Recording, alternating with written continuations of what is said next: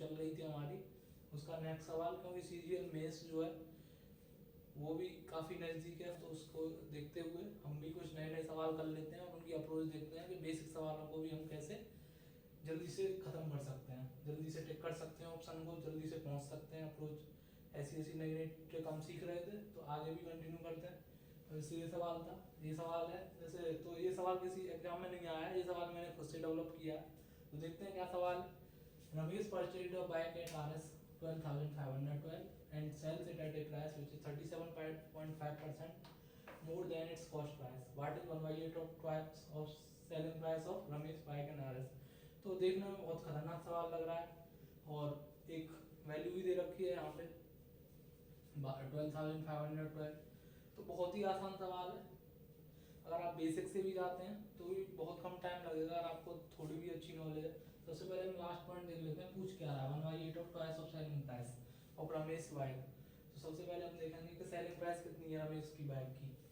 तो यहाँ पे दे रखी है परचेजिंग प्राइस दे रखी है, यानी कॉस्ट प्राइस दे रखी है। सबसे पहले हम देख लेते हैं जो सेलिंग प्राइस है वो 37.5% more than it's cost price है। तो 37.5% का आपको फ्रैक्शन वैल्यू पता होना चाहिए। अगर आप प्रिपरेशन कर रहे हैं तो आपने पहले ही पढ़ा होगा, इतनी बड़ी बात नहीं है। 37.5% होता है, 1/8 होता है 12.5%, तो ये हो जाएगा 3/8 यानी कि। और हमने बहुत सारे सवाल भी किए हैं, उनमें भी हमने देखा होगा कि नीचे वाला जो होता है उसको सीपी कंसीडर करते हैं, ये प्रॉफिट या लॉस को डिनोट करता है, क्योंकि यहाँ पे प्रॉफिट हो रहा है मोर देन मतलब प्रॉफिट हो रहा है कुछ, तो +3 किया यानी कि 3 का प्रॉफिट कमा के उसने कितने में बेच दिया, 8 + 3 11 में बेच दिया, यानी कि 11 क्या हो गया SP। यानी कि हमें क्या पता चलेगा 8 CP है तो 11 SP होगा। अब हमें सवाल में क्या दे रखा है, सवाल में हमें दे रखा है जो 8 की वैल्यू है यानी कि CP की वैल्यू है 12,512। 8 की वैल्यू दे रखी है हमें, 8 किसको डिनोट कर रहा है, जो 8 यूनिट है वो डिनोट कर रही है 12,512 को। तो हम वैल्यू किसकी निकाल लेंगे 11 यूनिट की, क्योंकि 37.5% मोर सेल कर रहा है, तो 11 यूनिट की वैल्यू यहाँ से निकाल लेंगे। 11 यूनिट की वैल्यू जितनी आएगी उसको यहाँ पे पुट कर देंगे सेलिंग प्राइस की जगह और इसे सॉल्व कर देंगे। तो ये तो बेसिक अप्रोच हो गई जो आप लगाते ही हो नॉर्मली। अब देखते हैं सवाल वही सोचने जो अप्रोच है उसके अकॉर्डिंग हम कैसे करेंगे। तो उसके अकॉर्डिंग आपको बहुत सारी चीज़ें पहले से पता होनी चाहिए। जैसे मैंने ये लिखा है तो आपको इतना लिखने की ज़रूरत नहीं है, इतना भी आपको लिखने की ज़रूरत नहीं है। 12,000 ये सब जो लिखा है तो आपको यहाँ से सीधा देखना है कि यहाँ पे हमसे पूछ क्या रहा है 1/8 ऑफ ट्वाइस। 1/8 ऑफ ट्वाइस यानी कि इसको इंटू 2 करेंगे तो 2/8 को क्या लिख सकते हैं, सीधा 1/4 लिख दूंगा, सीधा 1/4 लिख देता हूँ।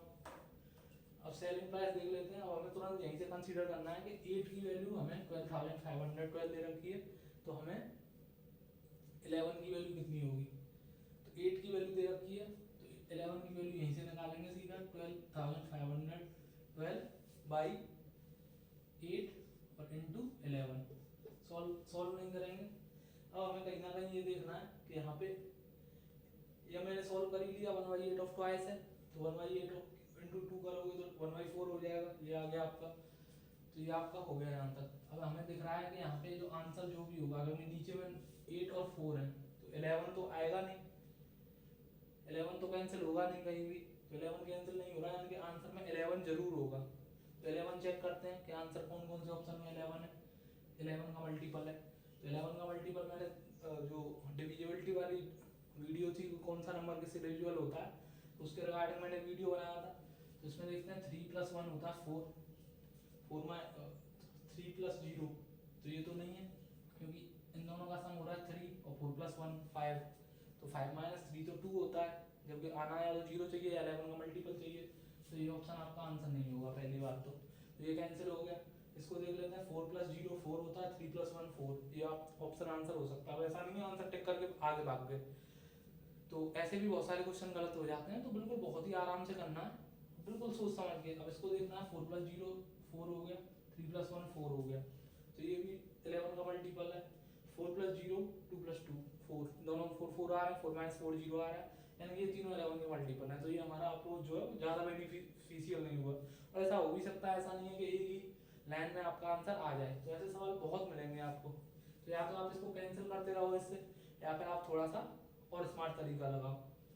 तो स्मार्ट तरीका क्या लगाएंगे, इन तीनों में मुझे यूनिट डिजिट अलग नजर आ रहा है। तो अगर मैं, क्योंकि जो आंसर है वो आपका होल नंबर में है और क्वेश्चन आपका ये है, तो आंसर होल नंबर में, तो यूनिट डिजिट को अगर मैं देख लूँ, ऊपर यूनिट डिजिट कितना बनेगा 1 मल्टीप्लाई बाई 2 इंटू 1, यानी कि ऊपर जो बनेगा यूनिट डिजिट 2 बनेगा, और नीचे कितना बनना है हमारा 8 4 जा 32, नीचे भी 2 बनना है। अब इसका मतलब ये हुआ जो आंसर आएगा उसके यूनिट डिजिट से मल्टीप्लाई करने पे 2 आना चाहिए।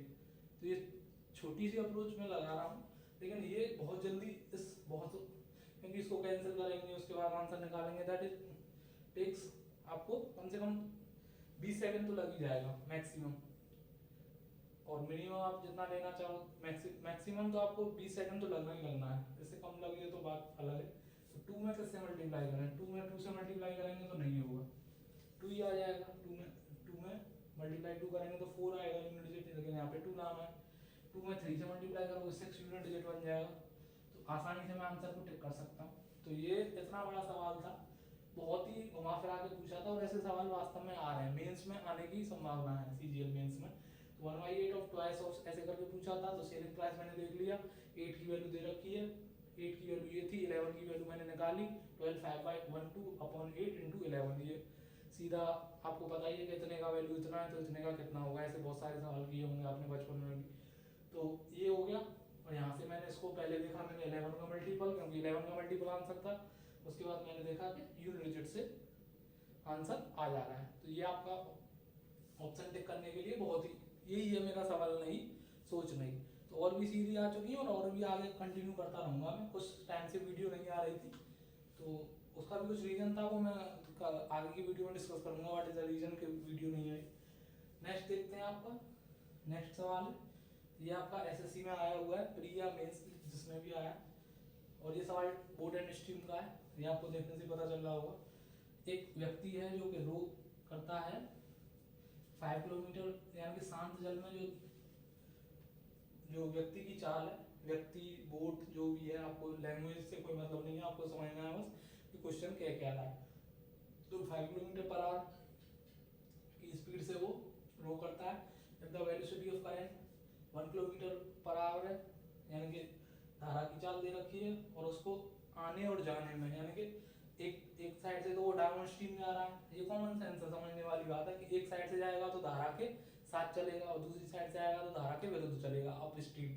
और डाउन स्ट्रीम का कॉन्सेप्ट आपने पढ़ा होगा, जैसे कोई भी बोट है या व्यक्ति है, ये शांत जल में अगर स्पीड है इसकी x है, अगर पानी का जो बहाव है, अगर उसकी स्पीड y है, और उसका बहाव जो है पानी का वो सेम डायरेक्शन में, तो जो दोनों की स्पीड होती है वो x प्लस वाई हो जाती है, यानी कि डाउन स्ट्रीम स्पीड, यानी कि पानी के साथ स्पीड जो होगी वो x प्लस वाई हो जाएगी, और जो पानी है वो इधर आ रहा है, यानी कि नेगेटिव डायरेक्शन में, यानी कि इसको आगे जाने से रोक रहा है, बाधित कर रहा है, तो ये क्या हो जाएगा x minus Y. 9th class में भी ऐसे बहुत सारे क्वेश्चन किए होंगे आपने, 9th या 10th में, एनसीईआरटी में दे रखे हैं इस टाइप के सवाल। तो ये मैटर नहीं है कि क्वेश्चन क्या है, कैसे कर रहे हो आप, ये डिपेंड करता है कि आप कैसे कर रहे हो, कितनी जल्दी आंसर तक आप पहुंच पा रहे हो। तो ये तो हो गया बेसिक कॉन्सेप्ट। अब मैं देखूंगा इसका थोड़ा सा लैंग्वेज लिखूंगा मैं, और तुरंत मुझे आंसर दिख जाएगा कि what is the answer, correct answer क्या है। तो देखते हैं इसमें क्या कह रहा है, करंट 1 किलोमीटर पर आवर इसकी स्पीड है, शांत जल में 5 किलोमीटर प्रति घंटा है, और 1 घंटा लगता है आने और जाने में। यानी कि जो क्वेश्चन की लैंग्वेज जो बनेगी वो मैं आपको एक बार बता देता हूँ।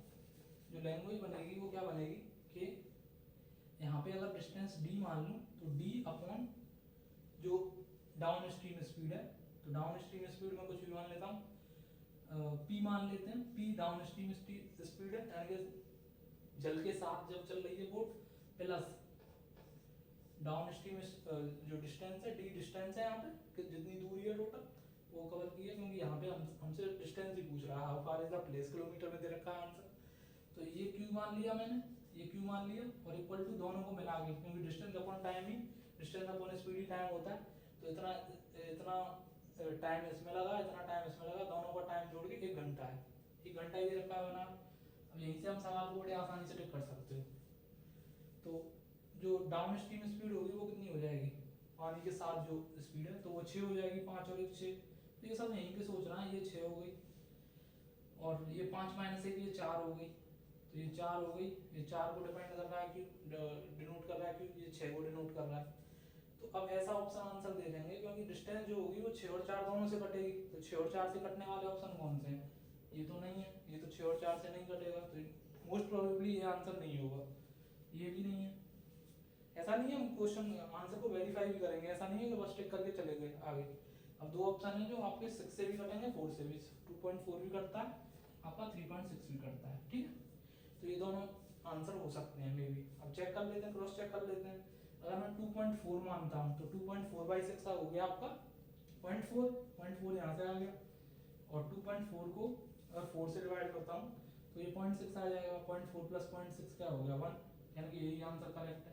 इसको भी चेक कर लेते हैं एक बार, 3.6/6 करोगे तो 0.6 आएगा, और 3.6/4 करोगे तो प्लस 0.9 आएगा, ये तो 1.5 के आसपास बन जाएगा, 1.5 बन जाएगा, 9 + 6 15, तो 1.5 हो गया, तो ये ऑप्शन आंसर नहीं है।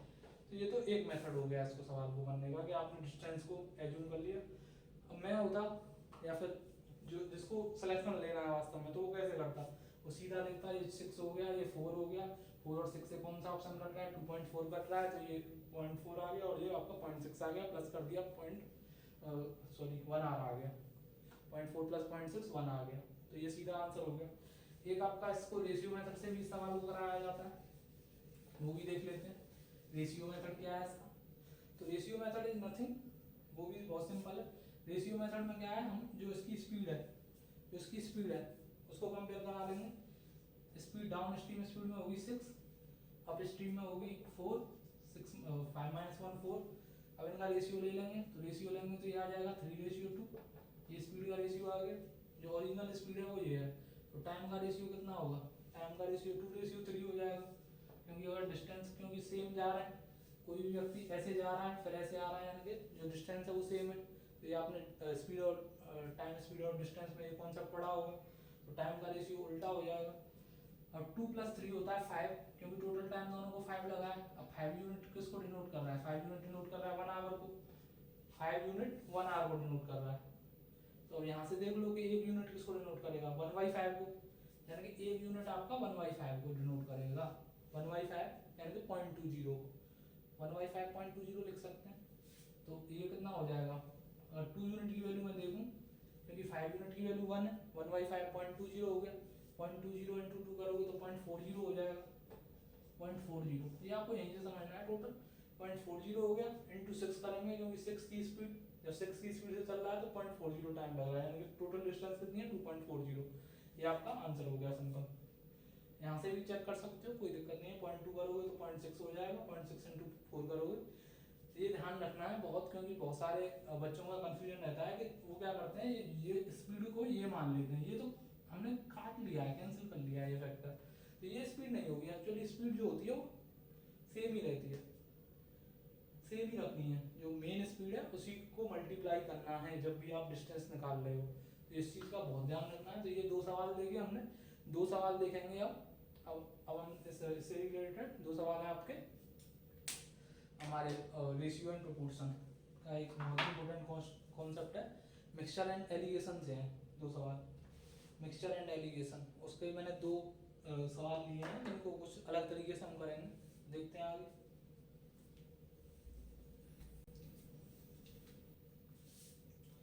तो दोस्तों नेक्स्ट क्वेश्चन मैंने लिया है मिक्सचर एंड एलिगेशन टॉपिक से, जो कि बहुत इंपॉर्टेंट टॉपिक है, और 2 से 3 सवाल आपको देखने को मिल जाते हैं किसी ना हर किसी एग्जाम में। प्री में तो मोस्ट प्रोबेबली है कि एक क्वेश्चन आना ही है, मेंस में भी 2 सवाल आ जाते हैं, सीजीएल मेंस में। तो कोई भी एग्जाम हो, अगर छोटा मोटा भी एग्जाम है तो उसमें भी आपको एक सवाल तो मिनिमम देखने को मिल जाता है। इस टाइप का नहीं आता, इस टाइप का सवाल काफ़ी कम रेयरली देखने को मिलता है, लेकिन फिर भी इसको देख लेते हैं कि मेंस में प्रोबेबली चांस हैं इसके आने के। तो क्वेश्चन क्या है, थोड़ा देखने में बड़ा है, लेकिन अगर आपको टॉपिक क्लियर है, आपको कॉन्सेप्ट क्लियर है, तो बहुत जल्दी आप बना लोगे। अब vessel completely filled with pure milk, एक कोई भी बर्तन है, कोई भी बर्तन है, ये आपका पूरा दूध से भरा है, इसमें शुद्ध दूध मिला है, शुद्ध दूध जिसमें पानी नहीं है आज की डेट में। तो 15 litre milk is taken, 15 litre दूध दिया गया, उसमें से 15 लीटर इसमें से एक बाल्टी डाली और इसमें से 15 लीटर निकाल दिया दूध, और फिर क्या किया उसमें 15 लीटर क्या डाल दिया इंटरप्लेस्ड विद वाटर, यानी 15 लीटर पानी इसमें आपने घुसा दिया, डाल दिया 15 लीटर पानी इसमें, 15 लीटर निकाला, 15 लीटर घुसा दिया इसमें, अंदर डाल दिया पानी। The process is repeated one more time. फिर सेम काम ऐसे ही किया गया। अब ये मिक्सचर बन गया, क्योंकि प्योर दूध तो रहा नहीं, क्योंकि जब 15 लीटर पानी मिल गया तो ये प्योर दूध तो नहीं रहेगा, तो पानी बन जाएगा, मिक्सचर बन जाएगा। अब मिक्सचर में से एक बार और ऐसा ही काम किया गया कि 15 लीटर दूध निकाला गया, 15 लीटर मिक्सचर निकाला गया, क्योंकि इस बार दूध तो नहीं निकलेगा, मिक्सचर निकलेगा। तो मिक्सचर निकलेगा तो फिर क्या किया हमने, एक बार और प्रोसेस किया, 15 लीटर पानी और डाल दिया।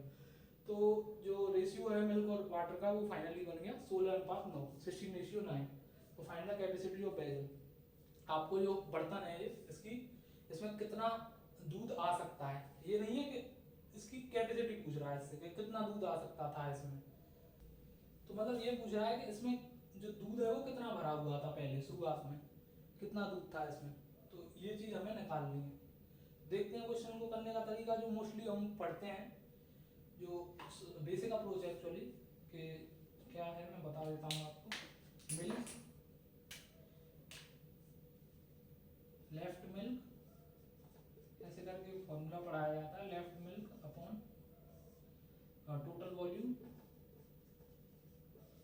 Equal to 1 minus x upon C to the power n, ये करके फॉर्मूला होता है, ये करके फॉर्मूला पढ़ाया जाता है। Left milk upon total volume equal to 1 minus x upon C और टू द पावर n।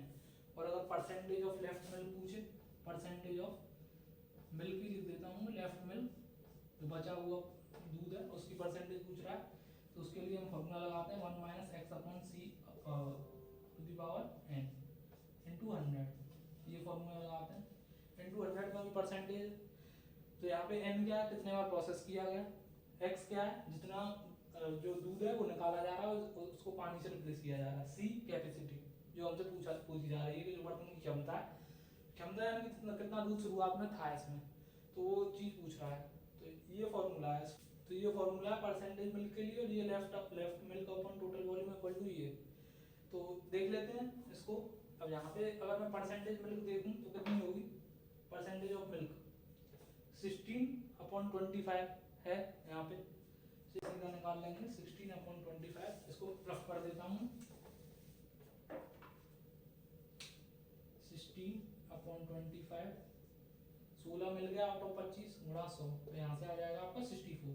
इसको सॉल्व करेंगे 25 4 जा 100 और 16 4 जा 64, तो यहाँ से आपका 64 आ जाएगा। 64 इक्वल टू कितना हो जाएगा 1 माइनस x, x कितना है आपका 15 बटा c का स्क्वायर, और इंटू 100 था, इंटू 100 को इधर ले आएंगे तो 64/100 हो जाएगा, और यहाँ से अगर ये स्क्वायर है तो इधर रूट हो जाएगा, तो ये आपका 8/10 हो जाएगा। 8/10 किसकी वैल्यू हो जाएगी 1 माइनस 15/c की, और इसको सॉल्व करेंगे तो ये आपका 8/10 प्लस 15/c, 8 इसको इधर ले जाएंगे, इसको इधर ले आएंगे और इसको इधर ले आएंगे, दोनों को रिप्लेस कर देंगे, यहाँ से हो जाएगा आपका 15/c इक्वल टू 1 माइनस 8/10, तो 1 माइनस 8/10 हो जाएगा, और यहाँ से ये आपका 2/10 हो जाएगा, 2/10 यानी कि 1/5, 2/10 यानी कि 1/5, तो ये हो गया 15/c इक्वल टू 2/10, 2/10 1/5 हो गया। तो c की वैल्यू यहाँ से आप कैलकुलेट करोगे तो ये आ जाएगी आपकी 75 लीटर, तो ये कैपेसिटी होगी बर्तन की। सबसे पहले मैंने क्या किया, परसेंटेज मिल्क का फॉर्मूला था ये मेरे पास, सीधा सीधा मैंने क्या किया, इसमें परसेंटेज मिल्क देख ली फाइनल मिक्सचर में कितनी है, तो 16/25 इंटू 100 परसेंटेज निकाल ली, क्योंकि यहाँ पर मुझे परसेंटेज मिल्क चाहिए फाइनल जो लेफ्ट मिल गया उसमें, तो मैंने यहाँ पे 64/100 कर दिया, 64% परसेंटेज आ गया, 25 4 जा 100, 4 इंटू 16 हो गया 64, तो 64/100 इक्वल टू 1 माइनस 15/c का होल स्क्वायर हो गया। तो ये आपका हो गया, इसको स्क्वायर को इधर लाया तो इसको रूट में चला जाएगा, तो ये 8/10 हो गया, 8/10 इक्वल टू 1 माइनस 15/c। इसको मैंने रिप्लेस कर दिया, 15/c को इधर लाया तो ये पॉजिटिव हो जाएगा, इसको इधर ले गया तो 8/10 नेगेटिव हो जाएगा, तो ये आपका हो जाएगा 2/10 10 माइनस 8 हो गया 2/10 यानी कि 1/5, और 5 को इधर ले गया तो 15 मल्टीप्लाई हो गया, सी इधर आ गया, सी इंटू 1 सी हो गया, सी इक्वल टू 75 लीटर, ये आपका आंसर हो गया। तो ये तो आपका बिल्कुल ट्रेडिशनल मेथड हो गया, इससे तो हर एक कोई कर लेगा। अब हम देखेंगे कि डायरेक्टली हमको कैसे करना है।